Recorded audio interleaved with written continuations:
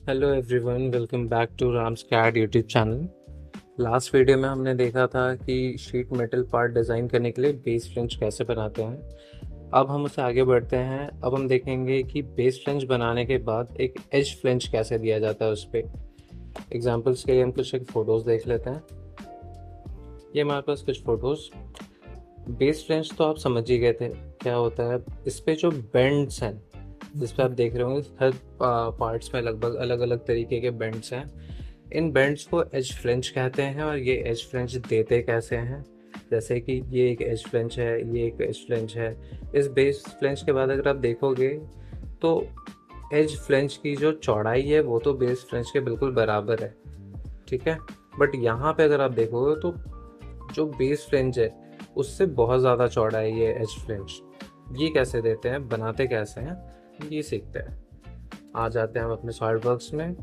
ये है हमारा बेस फ्लेंज बनाया हुआ एक पार्ट। इसमें एज फ्लेंज देते कैसे हैं। एज फ्लेंज के लिए आ जाते हैं हम शीट मेटल में।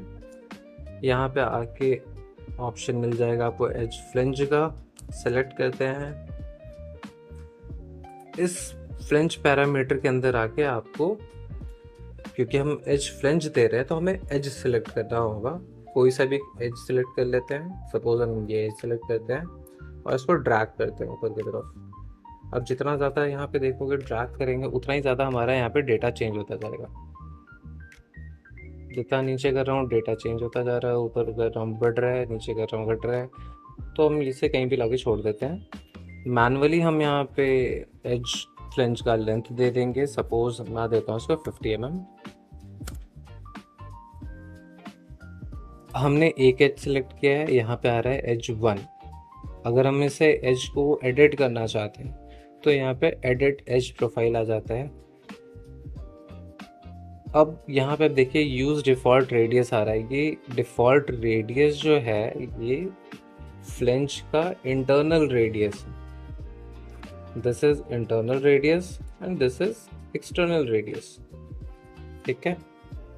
मैं इसे चेंज करना चाहता हूँ, मैं इसे अनटिक करूँगा और यहाँ पे मैनुअली अपना डिज़ायर्ड रेडियस डाल दूंगा। सपोज मैं चाहता हूँ कि इनर रेडियस जो है वो हो जाए 20 mm।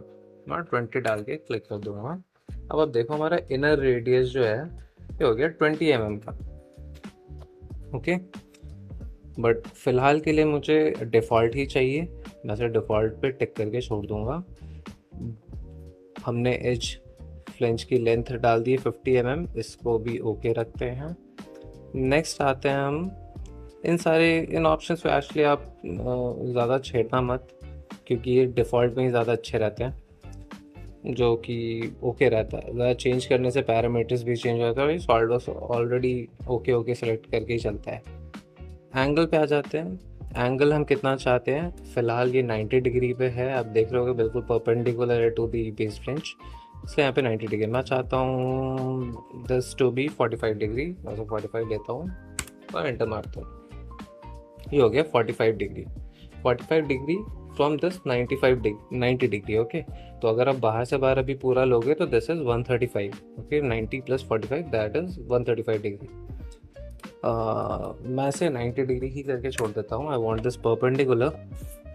नेक्स्ट आते हैं फ्लेंज पोजीशन। मैं आपको इसे एक बार सीधा करके दिखाता हूँ। अभी हमने इसे प्लेट के बराबर रख दिया है। फ्लेंज पोजीशन पे अगर आप ध्यान दो, अभी हमने सेलेक्ट कर रखा है दिस वन। इसमें जो हमारा फ्लेंज जब हम देते हैं तो ये बिल्कुल हमारे बेस के अंदर अंदर ही रहता है। मतलब कि हमने जो फ्लेंज दिया वो दिस इज बिल्कुल लीनियर टू दिस फ्लेंज, ये इसके बाहर या अंदर की तरफ नहीं, ओके। मैं चाहता हूँ कि जो हमारा फ्लेंज है वो यहाँ तक रहे। मतलब कि फ्लेंज ये है हमारा बेस फ्लेंज और जो हमारा एज फ्लेंज है वो इसके बराबर है। तो मैं सर ये वाले ऑप्शन सेलेक्ट कर लूँगा। अब आप यहाँ पे देखो ये हमारा बेस फ्लेंज है और बिल्कुल इसके बराबर में हमारा एज फ्लेंज आ रहा है। मैं चाहता हूँ कि नहीं, मेरा जो बेस फ्लेंज है वो बिल्कुल बराबर साइज का रहे। उस रेडियस जो स्टार्ट हो रहा है वो रेडियस भी बेस फ्लेंज के बाद से स्टार्ट हो। तो मैं इस ऑप्शन को सिलेक्ट कर लूँगा, ठीक है। सेम इसी तरीके से आप चेंज भी कर सकते हो और ऑफसेट करना चाहते हो, इससे भी और ज़्यादा लाना चाहते हो तो आप 10 mm 20 mm जितना भी ऑफसेट करना चाहते हो उतना ऑफसेट करके फिर बेस अपना सेलेक्ट कर सकते हो। 20 हो गया, 30 हो गया, जितना भी करना चाहते हो। ओके, फिलहाल के लिए जो नॉर्मली लोग यूज़ करते हैं वो यही यूज़ करते हैं, ताकि साइज़, अगर हम इन सारे ऑप्शंस पे जाए तो कर तो सकते हो, बट उसमें थोड़ा बहुत प्लस माइनस करना पड़ता है, तो नॉर्मली हर कोई इसी ऑप्शन को सेलेक्ट करके चलता है। अब हम आते हैं कस्टम बेंड अलावेंस। इसमें आ गया बेंड डिडक्शन। बेंड डिडक्शन का फॉर्मूला मैंने आपको लास्ट वीडियो में भी बताया था, एक बार फिर से यहाँ पे दिखा देता हूँ कि बेंड डिडक्शन होता क्या है। चलो, बेंड डिडक्शन क्या होता है पहले ये बात कर लेते हैं, ठीक है। जब भी कोई पार्ट, मैं ऐसे करके दिखाता हूँ आपको, जब भी कोई पार्ट बेंड होता है, कोई भी शीट मेटल पार्ट बेंड होता है, आपको बचपन से ही पता होगा, तो उसमें कॉन्ट्रैक्शन और एक्सपेंशन होता है, करेक्ट। तो कॉन्ट्रैक्शन एक तरफ होता है, एक्सपेंशन दूसरी तरफ होता है। कॉन्ट्रैक्शन होता है मेटल का अंदर की तरफ, यानी कि इनर रेडियस की तरफ, और एक्सपेंशन होता है आउटर रेडियस की तरफ। तो जो एक्सपेंशन आउटर रेडियस की तरफ होता है उतना ही लेंथ टोटल लेंथ में बढ़ जाता है। अगर हमने मान के चलिए एक पीस चाहिए बेंड होने के बाद 50 mm और 150 mm, ठीक है, ये अभी 200 है, 200 और 50 mm चाहिए हमें ये बेंड होने के बाद। तो जब हम फ्लैट करेंगे तो इसे हमारे कैलकुलेशन के हिसाब से 200 प्लस 50 होना चाहिए, बट ऐसा नहीं होता। बेंड में जो कॉन्ट्रैक्शन और एक्सपेंशन होता है वो एग्जैक्ट जो नंबर होता है हमें माइनस करना पड़ता है इसमें, ताकि बेंड होने के बाद एग्जैक्ट रेडियस हमारा अचीव हो पाए, एग्जैक्ट लेंथ अचीव हो पाए, ठीक है।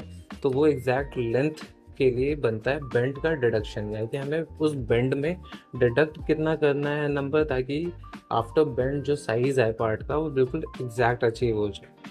तो ये मैंने आपको लास्ट वीडियो में बताया था कि जो भी शीट मेटल की थिकनेस है उसको 1.8 mm कांस्टेंट से मल्टीप्लाई करना है, जो भी वैल्यू आएगी वही आपका बेंड रिडक्शन हो जाएगा। यहाँ पे हमारा जो शीट मेटल का पार्ट है ये 2 mm का है,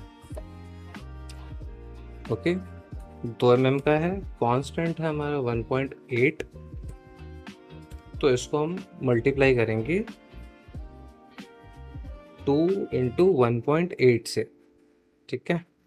तो ये हमारा आ जाएगा 3.6, जो कि बेंड रिडक्शन होता है 2 mm की शीट थिकनेस का।